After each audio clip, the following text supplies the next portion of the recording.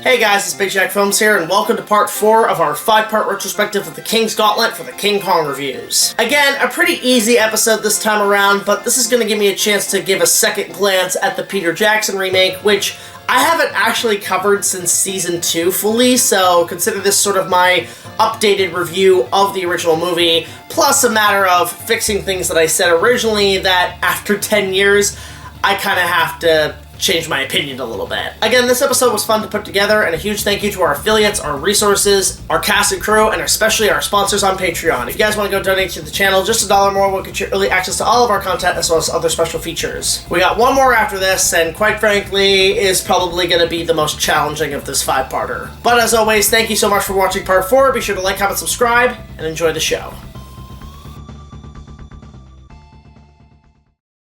The following is a fan-based video review under fair use. King Kong is owned by Universal Pictures, Wingnut Films, Peter Jackson, Fran Walsh, Philip Boyens, and the Merian C. Cooper estate. Please support the official release and streaming services.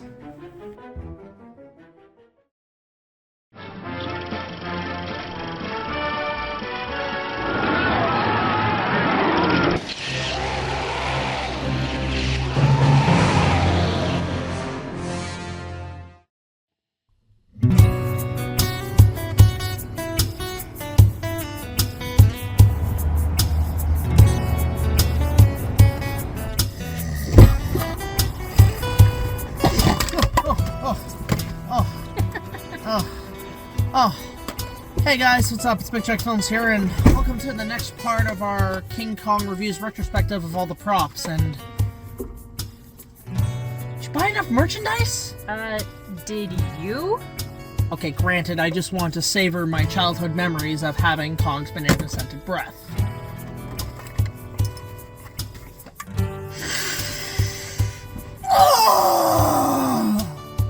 Oh, it's a good shit.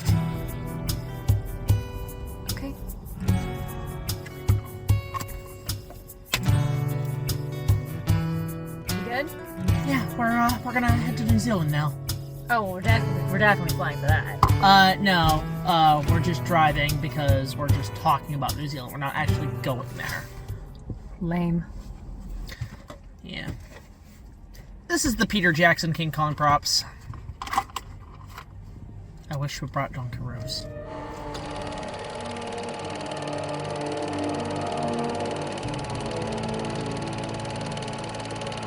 Well, speaking of hard drugs, our next stop takes us from Orlando, though we did pass by Jacksonville, Florida, which, funny enough, was the hometown of Kong's creator, Merian C. Cooper's birth in 1893. But passing it on this particular episode, across the seas to the Pacific, is the mind of one New Zealand director, Peter Jackson. I've talked about his origins as a filmmaker in the past in my 1996 review, so I'd recommend that if you want more details. But in his early career, Jackson must have been smoking something fierce with his earlier work on the likes of Bad Taste, Meet the Feebles, and my favorite zombie movie, Brain Dead, which I swear to God is George Romero's adaptation of an Itchy and Scratchy cartoon. Party's over.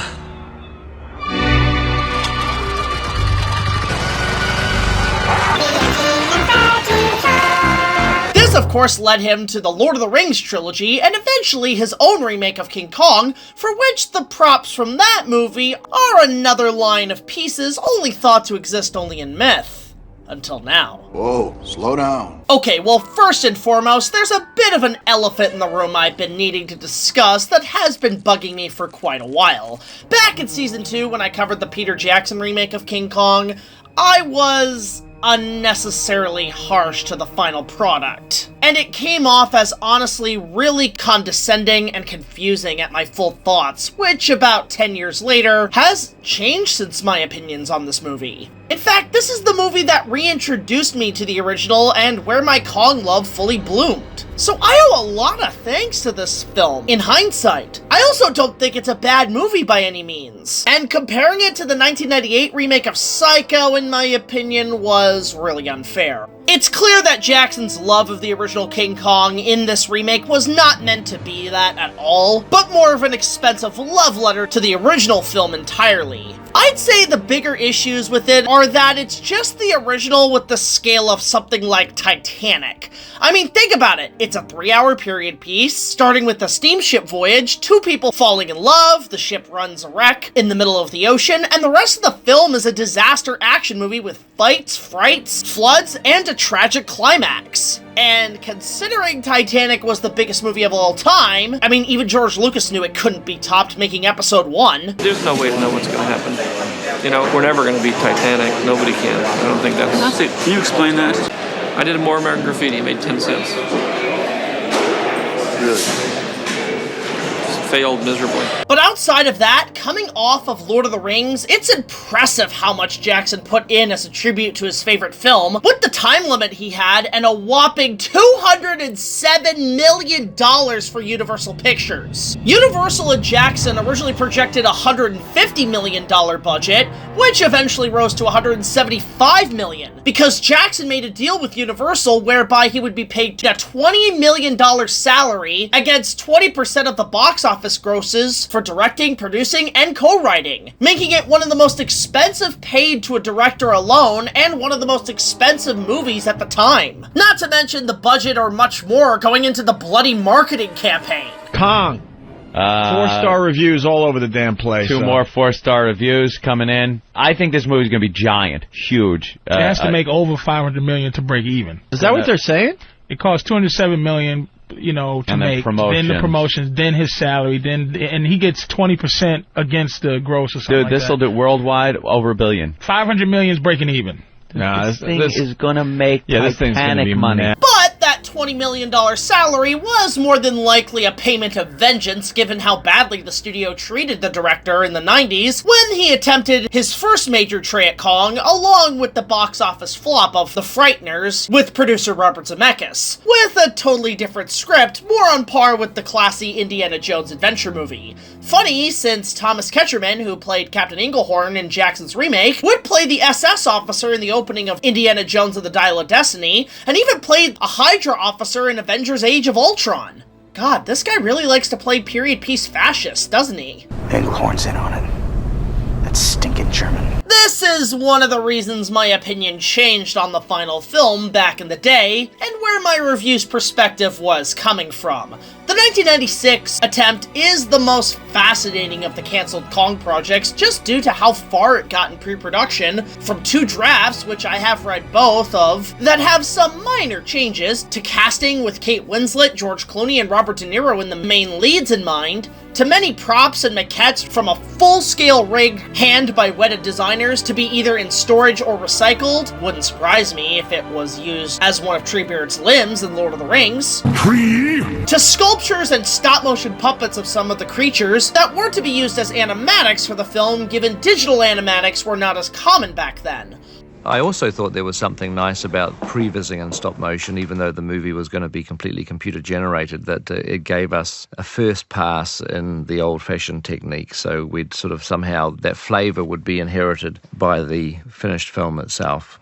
All these pieces are stored from what I heard in the WETA Workshop, and some were later pulled out for the final products, along with the amazing statue of Kong fighting 3 T-Rexes. That was a gift to Universal. After the film was plugged, Jackson ordered the model returned to WETA, where it stayed on as a piece in the main lobby. And everybody that came to the workshop would go, "Oh wow, look at this," and it was always a slightly bittersweet feeling, because I look at it and it was always represented the film that didn't happen, you know, so I was really pleased to finally be able to get that T-Rex fight out of my system, because that one had certainly been stuck in my head for quite a long time. Afterwards, Jackson and his team, of course, would spend the next 7 years adapting The Lord of the Rings for the screen, making critical praise, box office record breakers, and many awards for reviving the fantasy genre for Hollywood, which hadn't been seen since the 80s. Thank you!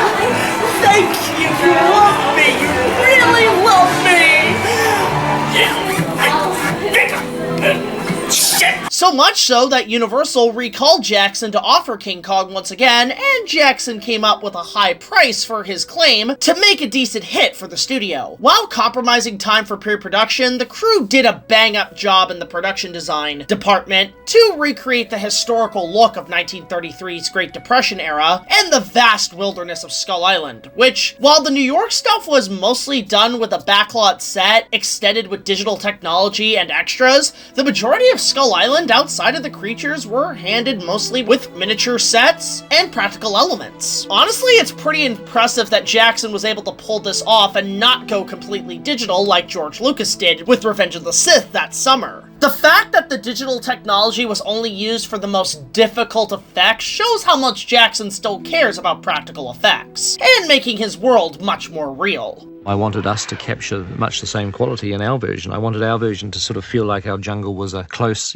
cousin of the 1933 jungle. So we used very much a layered approach. And given the fact that this movie is almost 20 years old, the special effects to this day still look damn impressive, rightfully earning that Academy Award for Best Visual Effects. Hell, this would be Kong's second Academy Award for the award win for this topic, and deservingly tops Godzilla, who, side note, as of this recording, just won the Academy Award for Best Visual Effects for -1. So, welcome to the Oscar Club, Big G. The costumes are the first notoriety, designed by the very talented Terry Ryan, who also was a Muppeteer for Jim Henson on the likes of Farscape and Babe. What the fuck is Farscape? So the guy is well established in period piece designs for all the actors involved. My research for this started with the original film. So we wanted to keep it true to that 30s style of filmmaking. And it sort of embraced so many areas that the original hasn't, like, vaudeville, burlesque. And it tries to show the very dark side of New York that you see. Unfortunately, as far as I could find, these costumes are all either in WETA's archives or owned by actors and crew members personally from the set. The only pieces I managed to find are actually costume strips sold in collector's cards during the film's run that were from the 3 leads pieces and run for a few bucks on eBay. These were made by Topps Cards, who have made some of the best movie trading cards going all the way back to even the 76 King Kong. Phase is size 4. Yes, she is, but she is doing a picture with RKO. Cooper, huh? I might have known. Now, while sets are not much to write home about, given it was all built in New Zealand and torn down after filming, including the impressive New York 33 backlot, which was enhanced with digital effects in the final shots, and the jungles of Skull Island, which a brand new soundstage was constructed at Jackson Studios and is known as the Kong stage. The Kong stage was almost finished by the time the actors arrived, but not quite.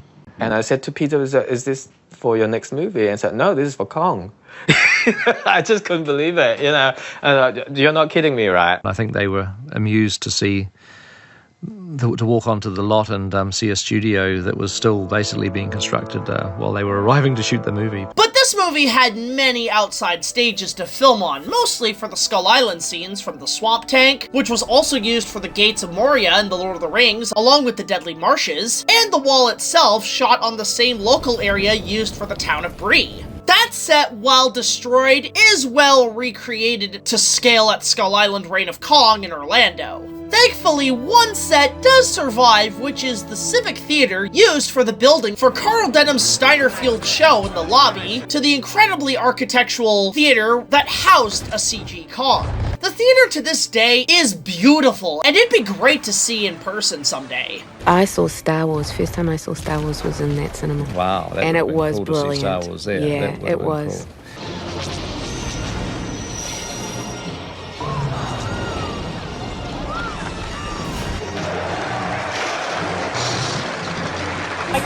I clapped when I saw it. We're not saying what Broadway theater because it wouldn't match any Broadway theater if someone was a stickler.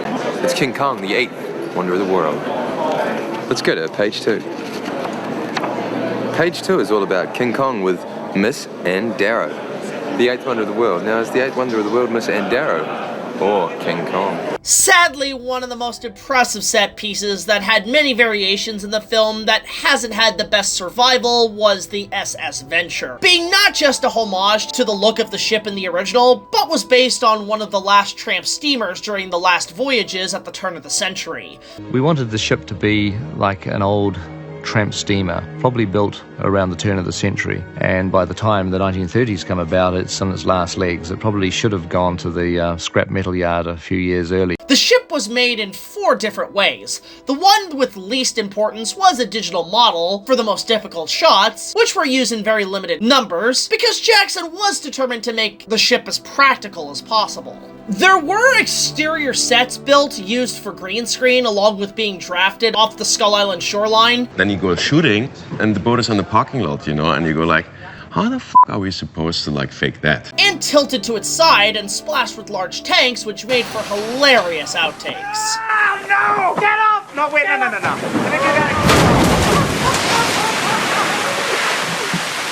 That set, obviously, along with the interiors and the sound stages, were ultimately torn down, with a few props such as one of the life rings seen here resigns in private collectors' hands, and like I said before, props from the original film placed in corners of the ship as Easter eggs for fans.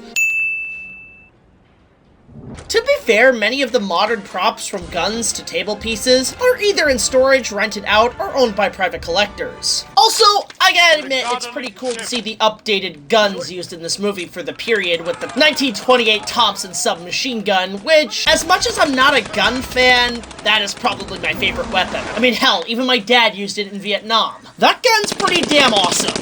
Conserve your ammunition! I wanted to try to give the impression that these animals are huge, lumbering, scary beasts, and also to show the power of the guns too. That really, you know, this is Tommy gun versus dinosaur territory that we're in. The Tommy gun just won. Yeah. Hell, even the cast loved using these props when they were practicing firearms training. King Kong! Shoot him in the head! I want to close my eyes when I shoot. That's not good, though, is it? It's not good. This is like the shooting of Jack Ruby or something. Hell, there's even an Easter egg to one of Jackson's earlier films in the animal cage set. Only a few very special people in the world will know what this is all about.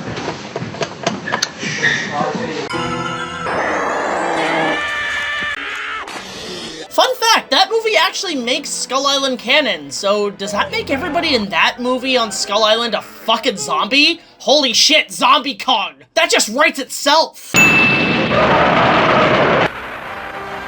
on earth is that? What? King Kong himself. How the alien salvaged his body without our knowledge, only God knows. Also, the natives in Skull Island in Brain Dead not only represent the look of the natives in the original, but also the use of the Patingua pinnacles, which was originally going to be used for the Brontosaurus Stampede until later being replaced with a full-size set in a valley closer to Wellington, but would later be used in The Lord of the Rings Return of the King as the Pass of the Dead for Aragorn, Legolas, and Gimli to find the army of the dead to help the Kingdom of Gondor. And this is an interesting sequence because this was in your 96 script. And when we were sort of talking about the sort of like the big events, moments in the story, and you guys left this out. And I was the one distinctly remember saying, I love the Brontosaurus Stampede. You've got to put it back in. Well, in the 1996 version, we'd actually picked a location for it, and it was out in this ruined valley with these big kind of rock formations, and it's a great location to sort of have these brontosaurs running rampage down this weird, very prehistoric looking valley. And we went out and we recce'd it and we took lots of photographs, and that was where this exact sequence was going to take place. But back to the 2005 film, the most impressive venture was a real ship that was used to film real wide establishing shots out at sea. It was built on the base of a fish trading ship called the Manuya, which, when bought by the production, had 40 tons of frozen tuna on board. Actually, there's 40 tons of tuna in here at the moment. Is that right? Because it wasn't a New Zealand registered boat, they couldn't unload their tuna. I mean, we didn't want frozen fish, and we didn't want to, give them to the catering department on the film. We got this guy to negotiate with the government. You sell the ship, in New Zealand will let you offload the fish into containers and ship it out of New Zealand. It was a bit weird. A bit of a strange thing, the frozen fish. Slightly shady, dodgy, unusual. And was one of the most well-crafted ship props ever built for a movie, and looks spectacular at sea. And the sea is where it sadly ended up. Well, after the film wrapped, it stayed on the New Zealand piers for years, and much like the second version of the orca from Jaws, being left on the beaches of Martha's Vineyard and being stripped for props, the same unfortunately happened to the Venture, as fan tourists constantly ripped the ship's pieces for collectors and auctions online. Eventually, the ship ran its purpose course and was floundered for being unrecognizable and ordered to be demolished, with its mast being removed and, I'm not kidding, intentionally sunk to the depths off the coast of New Zealand. The ship had, oddly enough, during filming of B-roll out at sea, had taken water during its sailing, as many times the crew had to abandon ship. So it wasn't as practical as expected. She's taking a pounding! What about the prop? Shaft, no goodness, boy, if you can! The machine's stuck hard against the rock!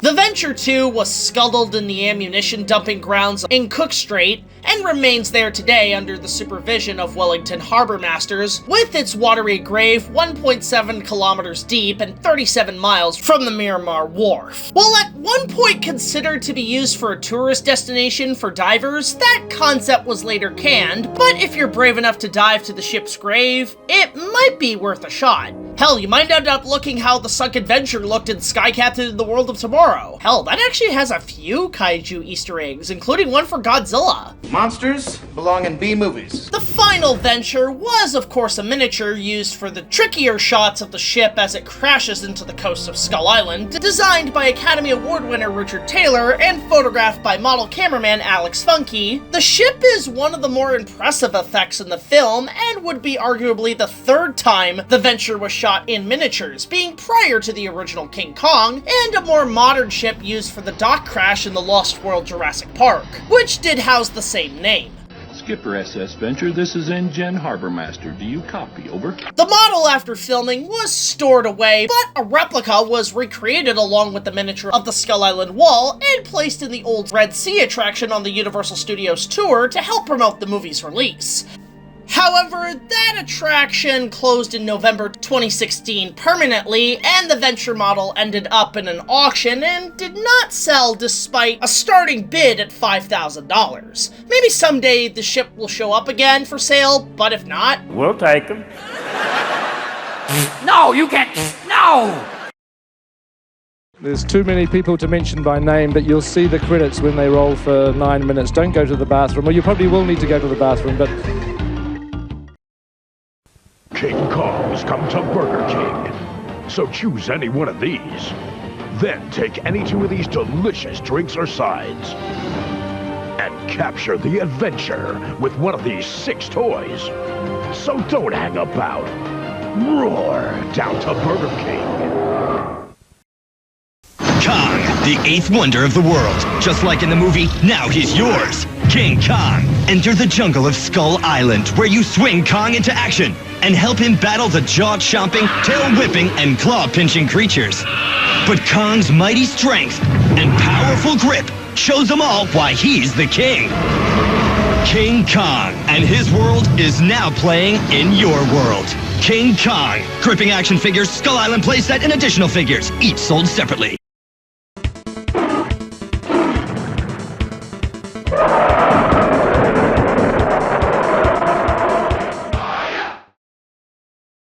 The other miniatures from the wall of Skull Island to the jungles, to my research, was essentially destroyed after the film wrapped up. Though in a recent interview with Andy Serkis at Toronto Comic-Con, he did stated that they were filming everything to the very last minute. King Kong, Peter Jackson hadn't actually seen the final version of the film because 2 of the visual effects shots were being flown for the premiere in New York without him having seen 2 big visual effects shots in it. That's how close to the wire. Pete works right up to the last minute. Is that because the technology just keeps getting better and you look at it and go, we can tweak that, we can tweak it? Yeah, because it's always the search for perfection, always the search to make things better, and you know, you use every single second before that film is released. Though some of the pieces from the miniatures are in the hands of private collectors, of course. Now, the biggest prop, once again, being the title character of King Kong, is actually a little harder to find of all the adaptations. That's because this Kong was all done via digital. While yes, maquettes and model designs still exist at WETA Workshop, this was the first movie to not create practical effects for Kong and his fellow creatures.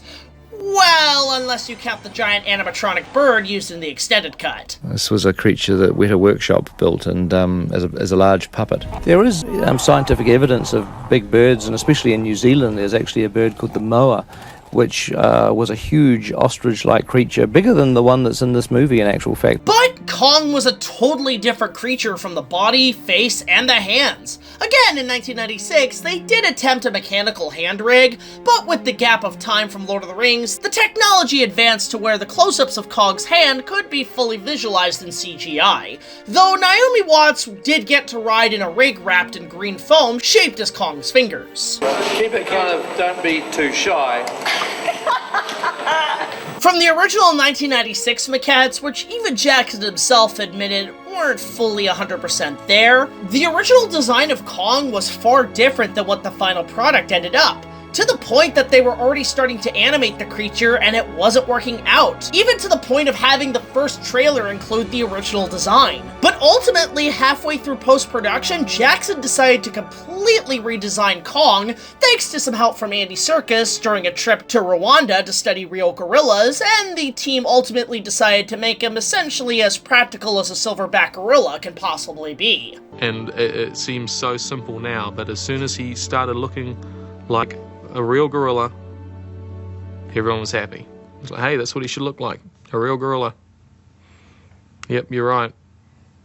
Why was that so hard? And at the time was a huge scare for the animation team and the studio whether or not they would be able to release the film on time, hence Andy Serkis' statement that they were filming to the last minute. However, there was a full-scale Kong piece made for the movie, but for promotional materials and at its world premiere in New York City. That, of course, being the full-scale Kong on display in Times Square. It was shaped and sculpted through styrofoam and clay, covered in latex, and wrapped in fur, then cut into pieces and shipped over to Manhattan. Which that party was a time and a half, with the cast, the crew, and even guests like Bob Burns, Ray Harryhausen, Rick Baker, Short-Faced Kong, and even George Lucas showed up.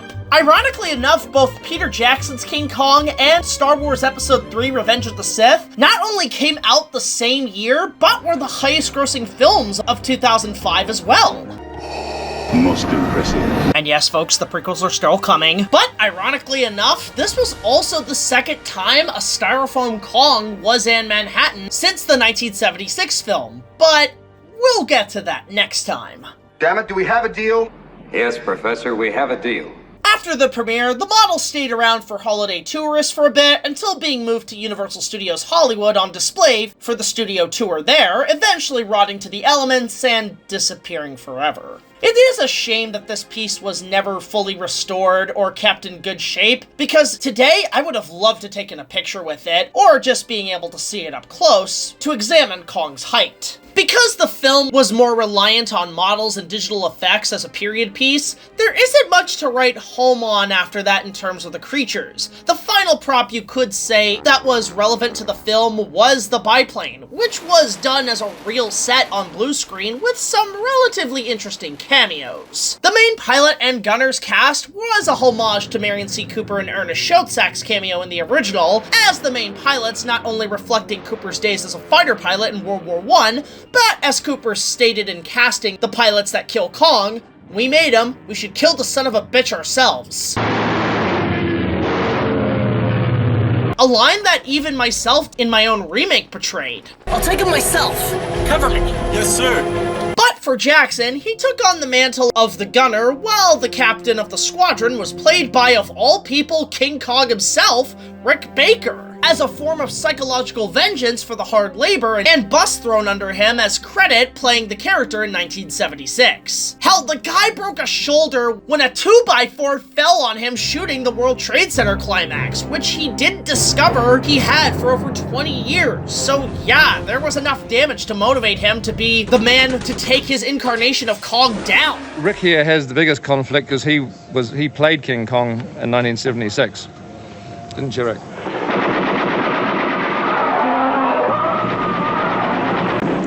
And I wanted to kill him then, too. Right, so he gets to kill him today, and we get to finish shooting it. Everybody's a winner today. Everybody's a winner, except for Kong. Other pilots include Rick Porras, who produced Lord of the Rings, Jim Diaz, who was a well-known military artist, Randall William Cook, who was actually a well-known stop-motion animator, with his most famous work being Another Monster That Attacks New York with 1982's Cue the Winged Serpent, and another pronounced Kong fan and legendary filmmaker Frank Darabont, better known for adapting two of the best prison movies of all time with The Shawshank Redemption and The Green Mile. It surprises me that no studio in his career ever considered him as a candidate to direct a Kong remake. I think with his level of visuals and camera work, he would have shown an interesting take if he was hired. That was the coolest thing I've ever done! The planes used in the film, along with the original, was the Curtiss F-8C Helldiver, one of the most used military planes during the First World War, while one of the most historically significant is an extinct aircraft and not one survives in any Smithsonian. Save for one. To dedication to the original King Kong, Peter Jackson went to the Smithsonian Museum in Washington, D.C. to obtain blueprint copies of the Helldivers to build a 1-to-1 scale from scratch. Two planes were supposedly built and were used on blue screen with the cameo actors, including Jackson himself. Be very careful not to shoot your tail off, because if you come around here, then you're going to be shooting your own tail, which was a problem in those days. So just have to be careful when we're shooting at the ape that we just get them clear of the airplane.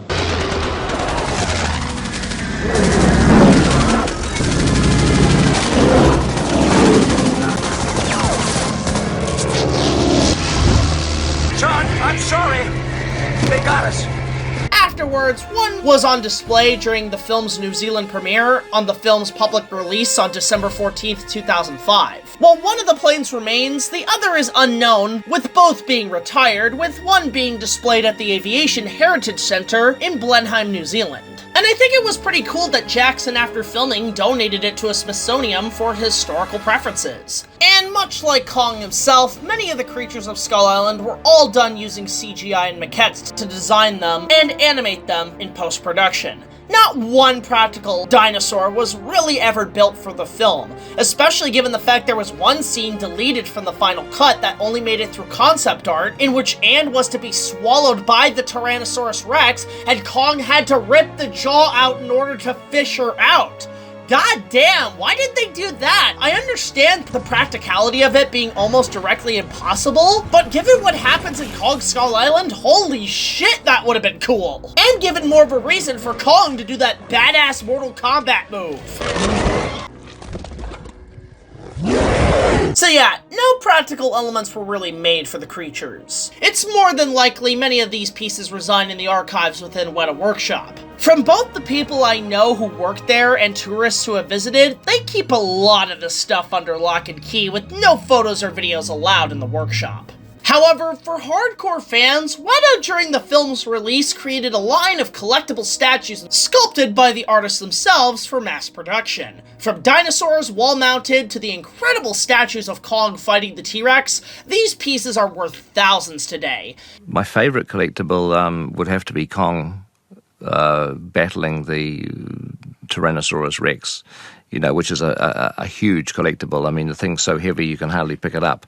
But it's a mighty big piece of sculpture that it does look fantastic. The sort of thing that when I was a kid, I would have given anything to have one of these things in my bedroom. However, for the affordable, there exists a limited edition box set of the extended DVD edition that holds beautiful pieces of Kong on the Empire State Building, which I happen to own and bought at a reasonable price of $5 on the second-hand market. What a bargain! Not to mention, a fan at G-Fest recently gifted me with one of the WETA collectible sculptures of a Venatosaur skull, and that's actually pretty cool and stands proud in my collection at home.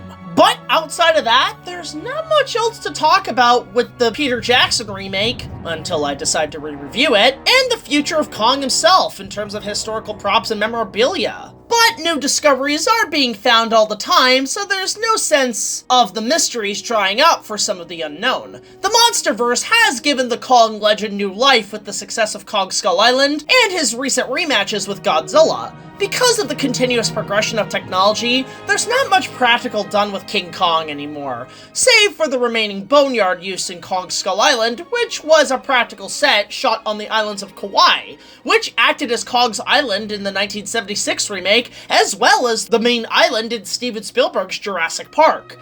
In fact, the scene itself in Kong Skull Island was shot on the same location used for the Gallimimus Stampede in Jurassic Park. Both the original log from that film and the remains of a Kong species are displayed in the fields of the island as a tourist attraction. But overall, for the modern day takes on King Kong, the treasures here are still common and are most likely in self-spaces for the time being, whether it be owned by the cast and crew, film collectors, and museums. Pieces like this may pop up in upcoming Hollywood auctions here and there, but with computer technology, there's not much to write home about in history, given that's most of today's filmmaking. While it's good to see some filmmakers go back to practical effects to add that level of realism for the actors and audiences, they don't hold a candle to the effects and historical films of the past, and for that receive, in this part of the treasure hunt, a 5 out of 10. Not much to discuss, but for the sake of completion to a degree, and to fill in that part of Kong's history, it's well worth the time to research and mark down in the history books. Though not much to talk about, it's good to overall rediscuss the 2005 film, and maybe someday I'll give it a more detailed positive light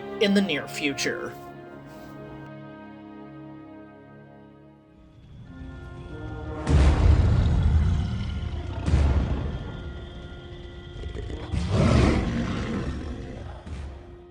But this leads us to our final episode of the King Kong Reviews with the most research artifacts of this particular series. So tune in next time as we go back in time and take a look at the Dino De Laurentiis duology from the 1970s to the 1980s. Book it. Life in the fast lane surely makes you lose your mind. Life in the fast lane.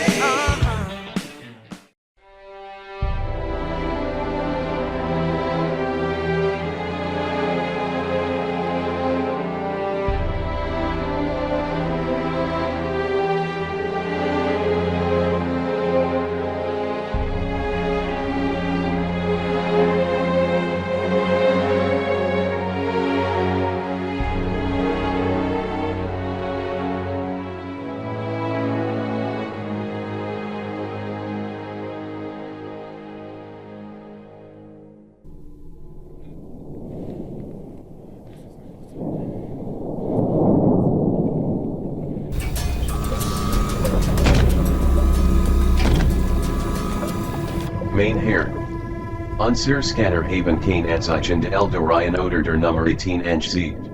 Es hat sich jedoch herumgesprochen, das ein Ford Escape SIE außer Gefecht setzt. Former Cobra commanders need position at the Department of Meta-Human Control and its affiliates to keep track of the situation. Stay out of sight. We cannot let our presence go noticed. For now, I shall send a new dispatcher to watch him. He will make for an interesting test in our plans. A foe of the Andorians' past, wearing my armor.